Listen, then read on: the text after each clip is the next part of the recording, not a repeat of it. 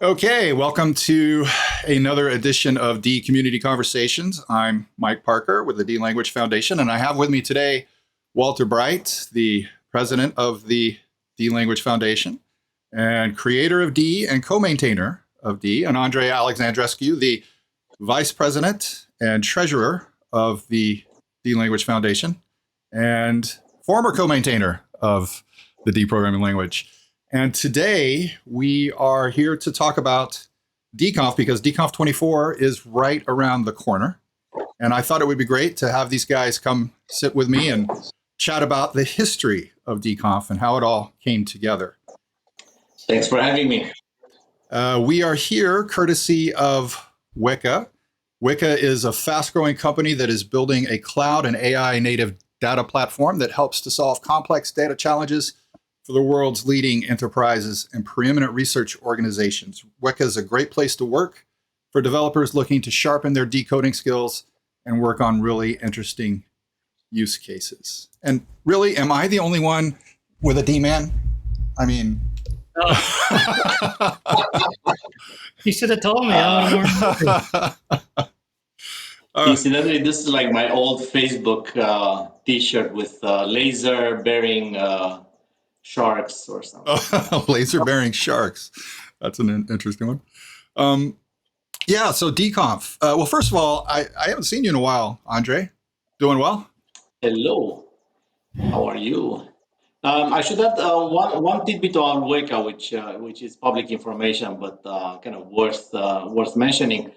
They just completed a round C investment, and they're valued at $1.6 billion.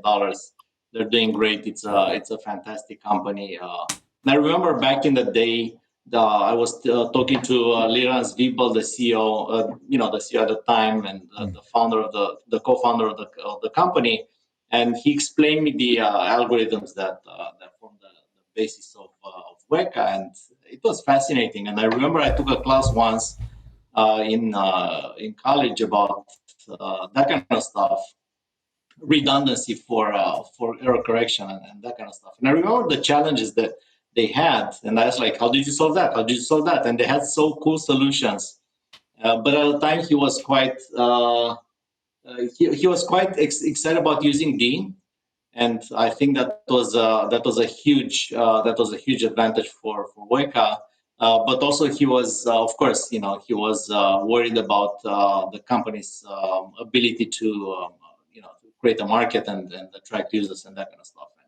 I'm very happy that right now they're doing so well, and I'm sure that D was a good part of their success. Oh, that's awesome to hear. And they also are supporting us with DConf this year. Our hosts, Symmetry, of course, pay for pretty much all the expenses of the conference itself, the swag, the venue, the catering, and all of that. But Weka generously provided us with some funding for the reimbursements for the speakers. So that was the reason we were able to maintain our early bird registration rate instead of bumping the price up to the general registration rate like we always have in the past. And we're also getting some support from Descartes this year, a rather new D shop. They spoke at DConf last year, I believe, during the lightning talks. And so they provided a little bit of support for us. And of course, we've got a little bit of support from Funkwerk this year. So we're really grateful for all these guys giving us help. The first DConf branded conference that we had was 2013, but the precursor to all of this goes back to 2007. And there's a forum post from the end of 2006, November of 2006, where Walter says, Brad Roberts and I have been discussing putting on the first D conference. We'd at last all get to meet each other. This announcement is to gauge the level of interest. And that was followed up a few months later in February by a post from Brad. It's time to get serious about organizing the first of what will hopefully be many conferences dedicated to D. And he had this long post speculating about how to put it all together. And it was very much just winging it, right? It was pretty much just a meetup. So as I understand, Amazon provided, Brad was an Amazon employee, so he got conference space from Amazon at no charge, I believe. That's and right. He just basically said, hey, who wants to come? Who wants to speak? There were no speaker reimbursements. There was no budget for this. Did you guys have catering? I don't think so. No, I think it was every man or every person for themselves. One interesting thing about that conference was, pretty much as you said, we didn't know what we were doing, so it was. And we thought it would be like a one-time thing, a one shot or whatnot. And it's kind of funny how people think, because it took Walter and me years to realize that actually an annual, regular, branded conference is actually very important for programming language community, or many other communities for that matter. But in particular for the D language, I think it's very important to have an annual conference that is official and it's the community gathering place reliably every year. And I'm kind of, looking back, it was a great event. So it was a success, that conference back at Amazon. I remember the facilities were like last floor of their HQ back then. It was in an old hospital or whatnot. And it was like overseeing much of Seattle. It was in South Seattle near Chinatown. Beautiful, beautiful digs, awesome people. It was really nice to finally meet a bunch of folks who were interacting online. And looking back, I wish we would have started an annual DConf back then in 2006. It would have been great. And I'm really happy we started in 2012 with the regular conference. I think it's very important to keep it going that way. Well, whose idea was this? How did it first come up? I don't remember. I regularly see Brad Roberts, and we talked about all kinds of things. So I'm sure it must have come up in our conversations there. Mm-hmm. And I think that the first one in 2006, it was pretty clearly Brad's idea and initiative. As to the annual, to the annual conference concept, it's pretty obvious in retrospect. So I don't think it's a big idea or anything. It's pretty obvious that it's a good thing to do. But I think it was kind of one of those McCartney-Lennon kind of things between Walter and myself. We kind of decided together that it's a good thing to do. Oh yeah, but I mean that 2007 conference, I really wanted to go. I wasn't able to, and I know a lot of people wanted to go. The idea was popular, but it was the expense that kind of held people back. And I was looking at what people were saying the cost of the flights were, and this was 2007. I was surprised. They haven't changed very much in some regards. They're still expensive. Yeah. So what do you remember? Do you have any fond memories of that conference? Anything that stands out from the time? I remember Don Clugston came and he did a presentation showing how you could use compile time function evaluation to implement an assembler in D, which completely knocked my socks off because I had no idea that simple idea of compile time function execution would enable all these things too. So his presentation, although D has an inline assembler in it, the idea that you could do it as compile time function execution, basically you can invent your own language within a language, is really powerful. And I hadn't realized that it could go that far. And after that, Don Clugston sort of took the initiative in greatly improving the power of the compile time function execution, which has brought it to where it is today. It's a really large asset to the D language, and other languages have gradually began to support it as well. Because, but D was the language that made it work. I already mentioned a few things. I think for me, so definitely Don's talk was a highlight. I think politically it was a very interesting event. It helped a lot with it's just like a lot of people online communicating remotely far without having any report in real life. So that was there was a lot of tension, and there's like the two libraries issue, the two runtimes, the two whatever. Um, and I think it was a great detente, that conference. We got to meet in the real world, and as I'm sure you figure, most people are a lot nicer in real world than their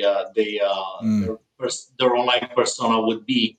And it was a very nice, pleasant thing to meet everybody and talk in person. Um, I think the sort of it was kind of funny. So that was a detente, but then there's like following the conference, because we didn't have a conference the next year, and there's no clear concept of official conference. Slowly, tensions reappeared to some extent, to a lower extent, I would say, happily, fortunately. But for me, it was the social aspect of that first DConf that mattered most. It was finally we get to meet these great people in real life. It was very nice, and definitely having later on the regular conference was a more regular, repeatable, reproducible experience of that sort. Yeah, I love the social aspect of DConf. That's what keeps me. Well, that's what kept me going back initially once I first attended. But I guess so. I guess Brad pretty much organized the whole thing then. That 2007. Yeah, he ran everything. That was great. Yeah. And Michael, you're the guy who has a way with words, right? So Brad used the following phrase. I heard it for the first time. So he was planning the conference and everything. He was very good at kind of getting the details right and everything.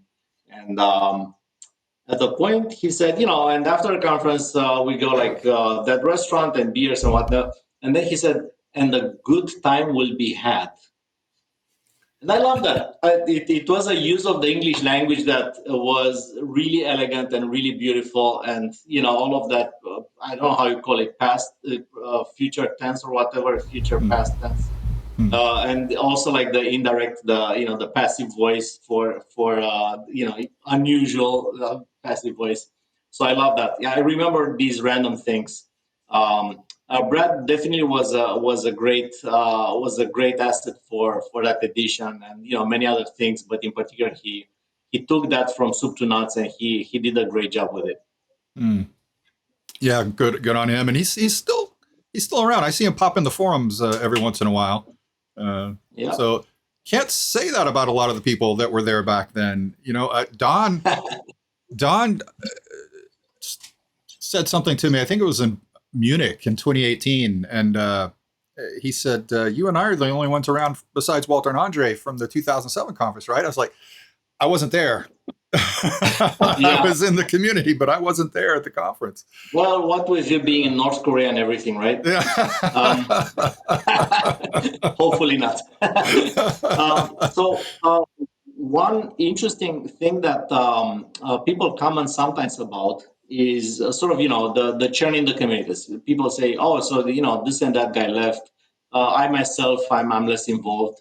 Although I gotta say the treasurer job is not easy, but that's for I'll save some of that for later. That's why we dump it with you, Andrei. And taxes. Should I mention taxes? One important thing to remember when we discuss tenure of people in the community, like Don is not contributing anymore, or Brad is kind of just here and there. Or myself, I'm not involved in the day-to-day. But, here's the thing. In this métier, 10 years is like a lifetime. Like, you can't expect people to stay at a software company for 10 years. It's just like, it's very rare, actually. So the fact that they stay for years in an unpaid job that's even more remarkable. So the fact that people come and hang out and contribute for 2, 3, 5, 6, 9, 10 years is already like awesome. I mean, you can hardly ask for more. There's gonna be churn. People are gonna come and move on, and that's totally fine because they do so in paid jobs as well, and nobody's complaining. It's just the way of the world. And I think the challenge here is to attract more people, to come in. So getting a lot of folks in the door, because people will come and go. That's simply a fact of life.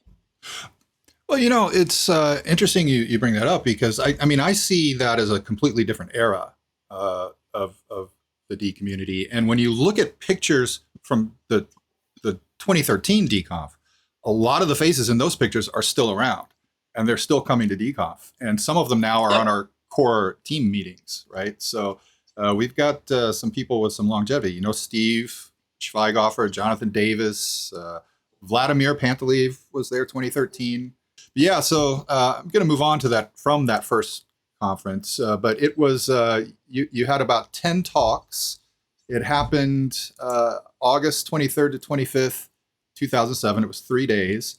I know when Brad was first planning it, he wasn't sure if it would be 1 day or 2 days. He was like, it depends on how many people we can get to talk. I'm not sure how many people you had attend. I believe it was less than 50.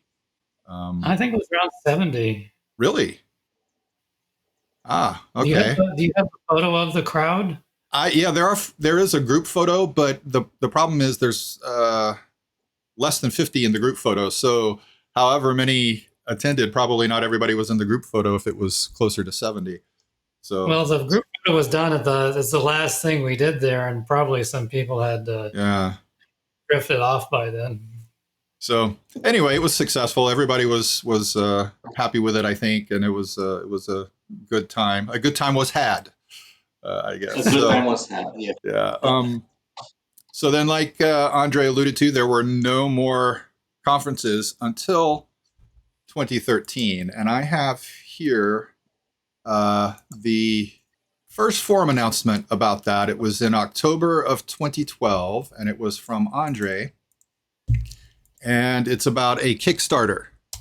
For 1 month, starting today, we're raising funding for DConf 2013.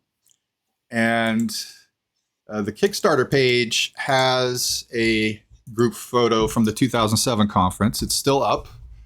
And you managed to raise $30,855 to get that going. So yeah, very successful. Yeah. Yeah. So, since, well, I don't know about 2014, but for a while now, DConf has been hosted and sponsored by third parties. But 2013, you guys pulled that together yourselves with this Kickstarter. So how did that come about?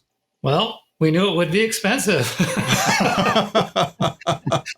And Kickstarter was popular at the time, and we had no idea if we'd get $1 or $50,000. It was really just kind of, let's do it and see what happens. And wow, the response by the community was really great.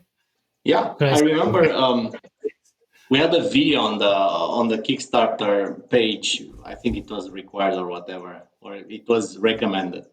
And I remember it was done on the phone. Like my wife was shooting me on the phone, like hands free. Like it was not even like a tripod or anything. And she was like holding the phone in her hand, and I was sitting and talking. And it was like one take. That was it. It was one take, completely impromptu, non-scripted, and it was kind of an invite, to the conference and that kind of stuff. And it was a very successful event. Michael, at that point there are no corporate sponsors, right? Like there are no important corporations using the D language. So we had to find funding somehow, and that was really nice. Very happy we've done that. It just seems to me like such a leap of faith that you guys went out there without any idea of if you're going to be able to raise the money or not, and then you got it. And it's very risky because Yeah, imagine it's a failed campaign. Then it's a shame. I mean, it's like what's this, seat of the pants language. They can't even raise money for their own conference. So it was a big risk we took. Yeah, it's like jumping out of an airplane. You can't practice parachute jumping. You actually have to do it. You gotta do it, yeah. And I know that some of the money that you raised went to alcohol because that was the only DConf I've attended. I didn't attend 2014, but that was the only DConf I attended where they were serving beer during the conference out in the hallway. They had that table set up with snacks and beer. So everybody had a beer in their hand between the talks. Yeah. Well, we got our inspiration from that old Warner Brothers cartoon with the singing frog, where the guys, the frog's on the stage and the guy's trying to get people to come in and he keeps lowering the price and nobody comes in and finally puts out a sign that says free beer. That helps a lot. Yeah, and you guys designated a hotel as the meetup point after the conference every evening. It was the Aloft, as I remember. The Loft, yeah, the chic noir of the Silicon Valley, yeah. Yeah, and so a lot of the attendees stayed there. I did not. I ended up staying over in somewhere in Redwood, and I rented a car, and I had rented like a soccer mom minivan thing, right? Because for some reason it was cheaper than the other stuff. So I ended up carpooling with some people, which meant I couldn't drink when we were over at the hotel. I limited myself to one beer or something, but and a lot of people were carpooling between there. I think I was riding with Don and Leandro Lucarella. So we were chatting in the car every evening. That was great. And so that was my first time meeting a lot of these people face to face, and I really enjoyed it. And I wasn't able to go to 2014 or 2015, but once I got to 2016, I've never stopped. So that was I was really glad you guys started that. So 2013 was at Facebook. 2014 was at Facebook. Did you guys organize that also? There was no Kickstarter for that.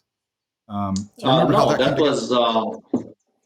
was I think it was entirely paid by sponsored by Facebook. Yeah.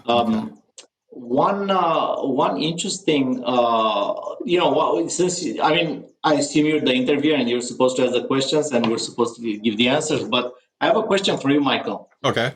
You've been organizing DConf for the past few years, and I think you've done a great job at it. But I'm curious, what things did you do that are new that we did not do during the first few editions? And also, what things you wish you would do to make the conference even better? Maybe you can't yet, and maybe we should have a Kickstarter for that and that kind of stuff. What do you think, Michael?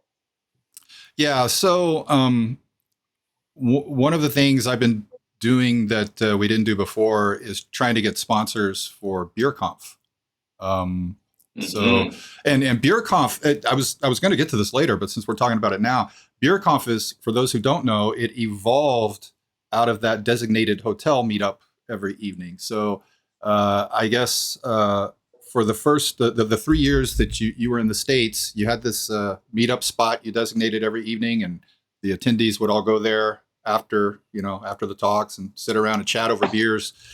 And at one of the Berlin conferences, I think it was 2017, we were in the hotel lobby there, and I guess it was Ethan Watson, Ethan Watson, who raised up his beer and said, BeerConf, and so the name stuck. And so in 2019, Ali's employer, Mercedes-Benz Research and Development North America, Ali approached them. He wanted to see if they could sponsor us. He says, how can we use some funding from them? I was like, BeerConf, let's get a pub hire. BeerConf. And so that was the thing we started trying to do. Unfortunately, it's a little cost prohibitive these days. The pub hires in London have shot up dramatically. And I can't really justify going to a company and asking for funding for free beers when I need to get enough money to cover the reimbursements for the speakers, right?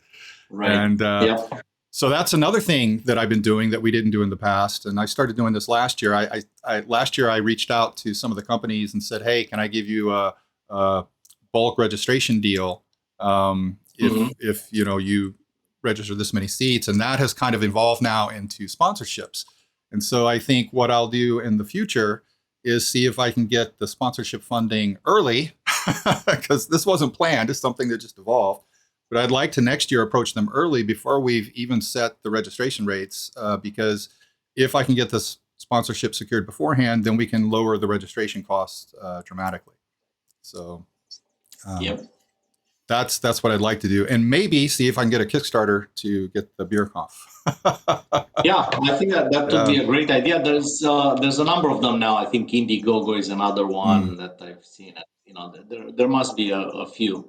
And I think it's a great idea to attend that kind of venue. I know we have an enthusiastic community. There's regular contributors, monthly contributors via PayPal and that kind of stuff. Not a lot, but clearly there's interest in a vibrant community. So I think that would be a good idea to gather funds that way.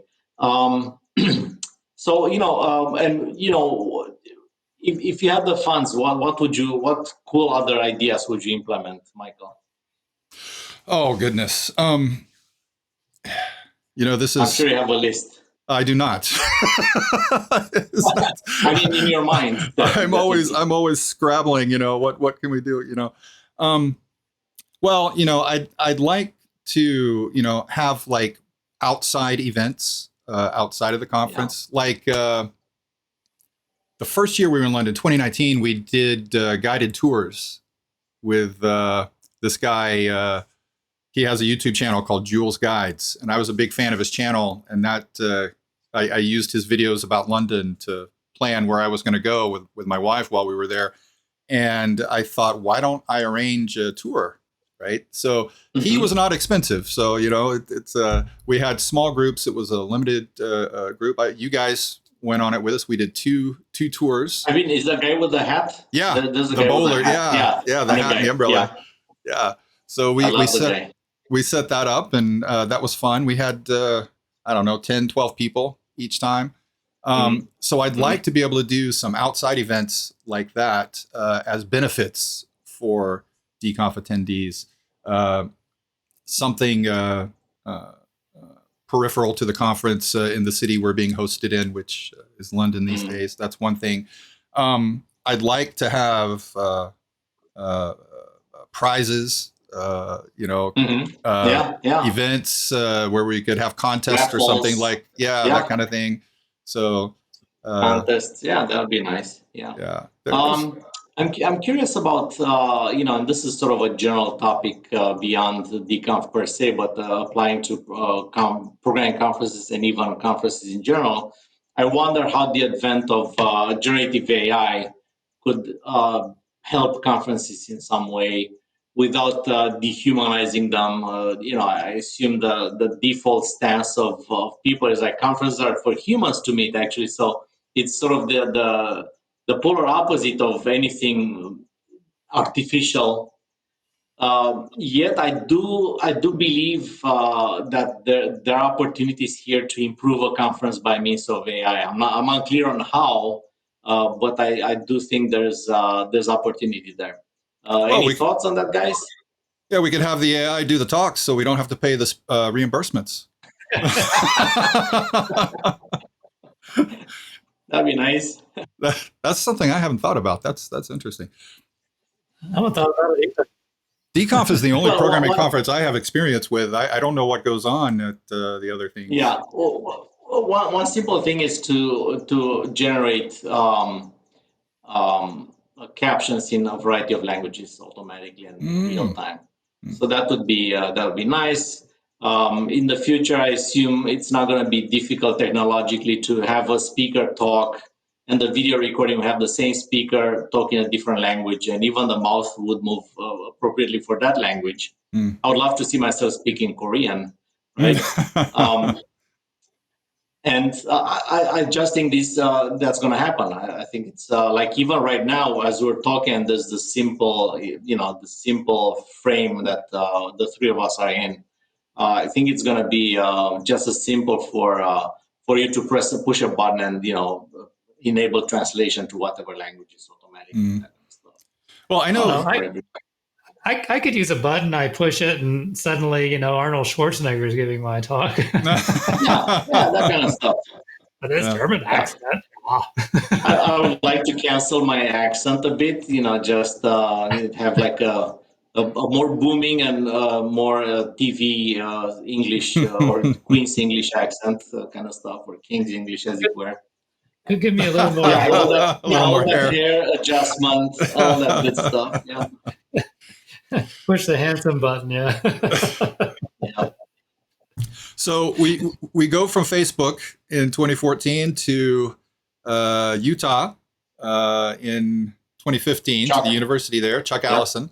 Did he approach you guys, or did you guys approach him for that? I think it was him. Yeah. Yeah, he offered, and he kept his word and more. It was just fantastic. The facilities were great. His students were great. Himself, of course, is great, and it was a good event. Loved it. What I remember about it was I sent around an email saying that presentations are enlivened by including pictures with them. So Chuck in his presentation would show pictures of his cat and, and various other things. Walter said put pictures in it, I've learned since, I had this impression before I started, before I peeked behind the curtain, I had this impression that you guys were flooded with talk submissions every year. But I saw from Steve told me when I did the interview with him last month that you emailed him asking him to submit a talk. You were emailing submit because you were. It was a mix. I mean, we did receive often more submissions than slots, and we had like under 100% acceptance rate. Mm-hmm. But also we wanted the best quality submissions. Mm. So sometimes a few submissions would not meet our bar, and we can't take these regardless. So that's why we reached out to a few heavy hitters and asked them to contribute presentations. I think the quality of DConf has been pretty good, considering we are a relatively small community compared to sort of the established languages. Mm-hmm. But I think the quality has been there definitely, and even though there's variations, I don't think there's been really like cringy talks or whatnot. I think there's something interesting in each presentation. Well, I've been to many conferences, and our presentations are as good as any of those are. If not better, yeah. So, definitely I've been to conferences that did have cringy presentations, and, I was like, whoa.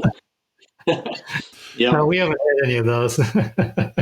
Yeah, so, we've had a good quality, but yeah, definitely, if I could use this forum for appealing to the D community to increase both the quantity and quality of submissions, that would be awesome. Yeah, that's something that, I always worry about every year because people wait till the last minute to send the submissions. That's right. That's something you need to learn. Yeah. That's something you need to learn. They wait until the last minute. Andrei's the king of last minute presentations. I've seen him literally walking up to the stage, finishing his presentation, and then it's a knockout presentation, and I'm just, how the hell does he do that? I remember like I was in my hotel room, literally finishing the presentation, and it was like 30 seconds to screen, and Walter was, maybe we should cancel, and as he was saying this sentence, maybe we should cancel our presentation. As he said this sentence, I literally got up the chair with the laptop in my hands, and I said, "It's ready, so let's go." So it was that close. Indeed, yeah. I'm the master procrastinator. If I had a superpower, that would be procrastination. that is your superpower is to be able to create a stunning presentation literally at the last minute. I don't know how you do that. Literally is the keyword here. Yeah. Literally at the last minute. So that's probably one of the biggest stresses I get from DConf organizers is the submissions. We don't have enough submissions, and then we get a flood of them toward the end. We've never been short of submissions completely since I've been doing it. We've always had at least enough. This year we had more than we needed, but not too many, so we didn't have to reject any, actually. And I'm really happy about that. We gave up the Ask Us Anything slot so we could not have to reject one more person. And Attila gave up his keynote slot, for that. So that was great. Writing those rejection emails is not easy when we have to tell somebody no. Yep. That's why Walter leaves it to me now, I guess. And I know, that's why I leave it to you. And he left it to you before, yeah? If I sent people rejection letters, they'd all quit. But anyway, yeah. So I'm that's my least favorite part of the DConf organization stuff. Agreed. Yeah. But I am happy with the quality of our talks every year, and I want to ask you. The first conference that we had a guest speaker was 2014 when Scott Myers came in. How did that come about? Oh, Andrei and Scott Myers are good friends. Yeah. Yeah, no, but how did the idea of bringing an outside speaker come about? I think it was Walter who said, that's what they do at good conferences. They actually have people from the outside perspectives, more cross-pollination and what have you. So I think it was a great idea. And we had Roberto Jerusalimsky at a different edition. We had a number of Martin Odersky. We had a number of great guests in the past years. And I think it's a tradition that we should keep.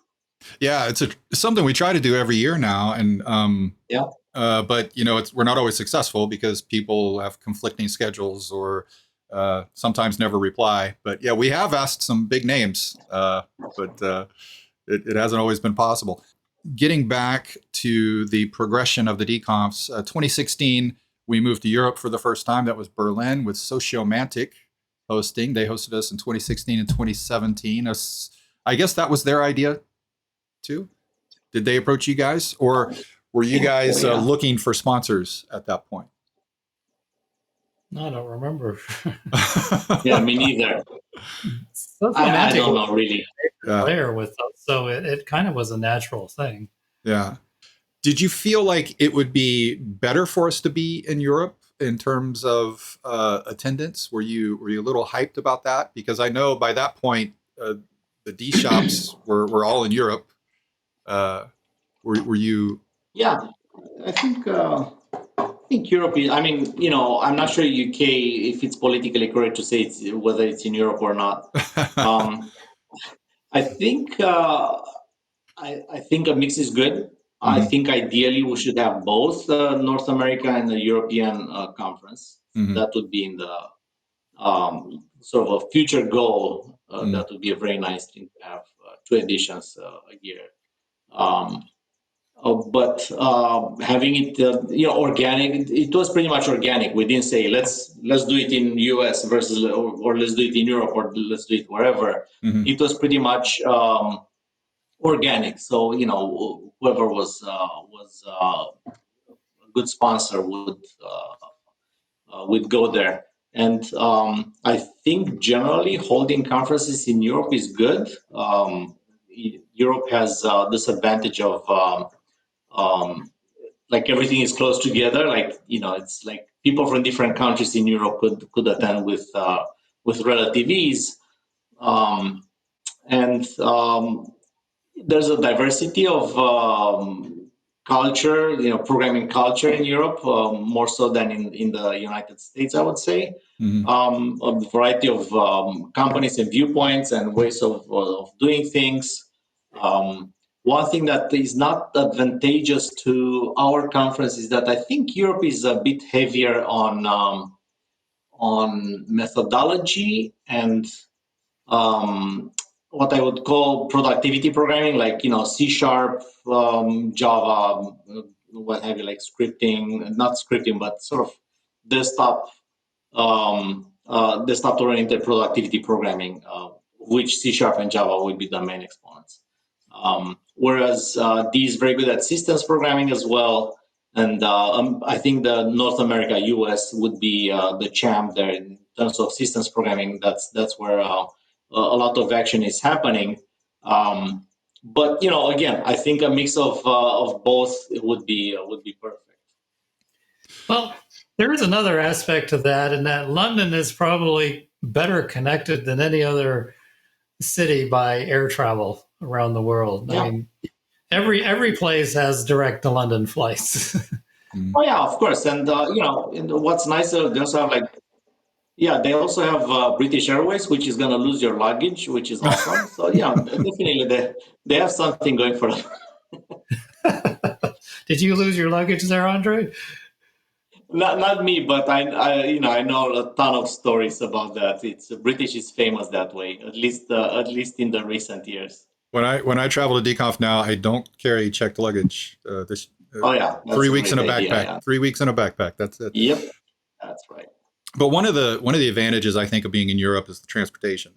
Yeah, Being in the States, depending on where you are. I mean, if you're somewhere like New York, if we ever get there, you don't have to worry about it. But I mean, pretty much going to have to rent a car or arrange for somebody to travel with you. But in Europe, Right. it's just so easy to get around. I love that. So 2018, we moved to Munich, and we had a non-D shop sponsor us that year. Oh yeah, it was Andreas, my friend. Yeah, Andreas. Yeah. It was QA software. QA software, Yeah. right? Yeah. We had to pay though. We did pay. I think they sponsored a bit, but we did have to pay a fraction of the costs. But overall, it was a good experience. Yeah, that was the first one I was really involved in helping to organize, and I was surprised. Since we've been in Europe, I think that's the only one where we had to actually pay anything. The other conferences, the sponsors have covered everything completely. And yeah, I do want to emphasize that nobody makes any money from DConf. Yeah, we spend it all. We spend everything we get for the conference. Yeah, Yeah. So definitely. the way it works now, with Symmetry hosting, they cover the costs of everything, and then they cover a portion of the reimbursements because we don't get the full reimbursement amount from registration revenue and sponsorship usually. So they cover a portion of that also. So nobody makes any Yeah. money from it. So we moved to London in 2019, courtesy of Symmetry, and we've been there ever since. And I think now this is our third time at CodeNode, the venue we're using now. The last 2 years we've been there, we're there this time. And I think this is the first time we've been at the same venue 3 years in a row. I really like CodeNode. I think that's one of the best venues we've had. We get the whole building, the whole space, and the caterers we have. We weren't too happy with our caterers in 2022, unfortunately. This year we're using the same caterer we had last year. They're good food. Yeah, I know you liked it last year, Walter.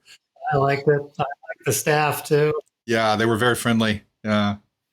Yeah, that's great. You'd be surprised how much that matters. Clearly, it's the company that's by far the top one.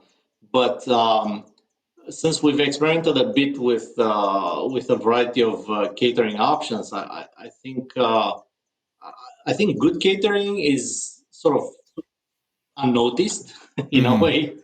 So people are like, yeah, the food was good and whatever, but essentially, if food is good, you can focus on everything else, right? Mm. But if food is bad, it's like, okay, so you notice it, like, wait a second, that's really crappy food. Like, what's wrong with that? Yeah, I can tell you how you notice it. You hear people telling you about it, and you notice that half of the attendees have gone out for lunch. Yeah, that kind of stuff. So if it's so bad, you gotta find options. Yeah. So anyway, I'm happy with our caterers. Looking back over your DConf experiences, anything that stands out in your memory overall from all of the conferences? One thing that I've noticed is I can have disputes with people that go on for months with no resolution. We go to DConf and we sit down with a beer, and in 5 minutes it's resolved, and I'm just left wondering, why were we unable to do this online? Hmm. To me, that shows that our conferences are an absolutely crucial part of our community. Hmm.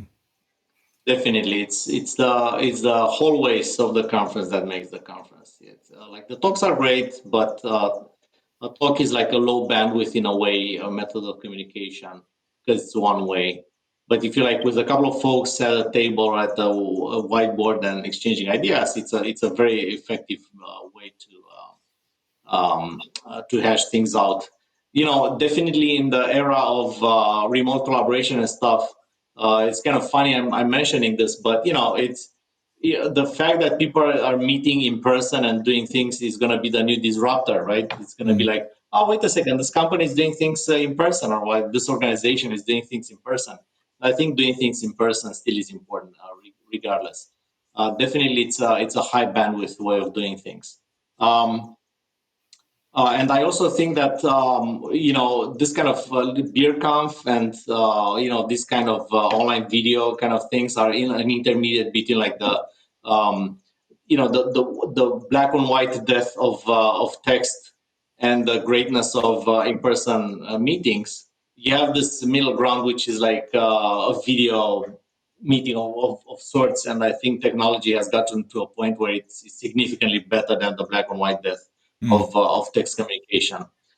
People tend to be a lot nicer on video than in text, and communication is a lot faster. So I think it's a great your idea with BeerConf and continuing it and making it stronger. I think is great. And any online form of semi-casual meetings, I think is very nice. As to your question, what stands, first of all, like Michael, I think you alluded to it a couple of times during this discussion. It's a lot harder than it seems. Yeah. So that's one thing. I think for a professional, it's like you get used to it, and you have your contacts, you have your ways of doing things, you have a template in place. A template, pardon the pun. So you have a template in place, and it's a lot easier if you all you do is this. But if you're like an occasional conference organizer, while having a completely different career is very difficult. It's just like we have to bang our heads on all walls possible before getting anywhere. So it was. So that's that's my first memory. Is like it's difficult. And it's kind of it's that kind of difficulty. It's like those acrobats that hold like plates on sticks in the air. So they have like these sticks, right? And they hold plates rotating. So you have these sticks, and they have like 5, 6, 8 of these plates in their hand. And I think organizing a conference is a lot like that. Like you're focused on this one plate that's doing pretty bad, but you kind of have to have like the corner of your eye has to also pay attention to that other plate to make sure it keeps twirling properly. And this kind of distributive attention is very atypical for somebody in software, and that was difficult for me at least. I appreciate that you do such a great job at it. Well, thank you, but I can tell you I've got it easy right now compared to how it was, because we have a great event planner, Brightspace. We've been working with the past couple of years that do all the heavy lifting. So Awesome. They just throw some questions my way now and again, and I've got to design the banners or whatever. But it's mostly stress free. It's just the stress of getting the money and getting the talks that Commissions, yeah. Yep. But I think my best memories of DConf weren't necessarily at the conference itself, but outside of it.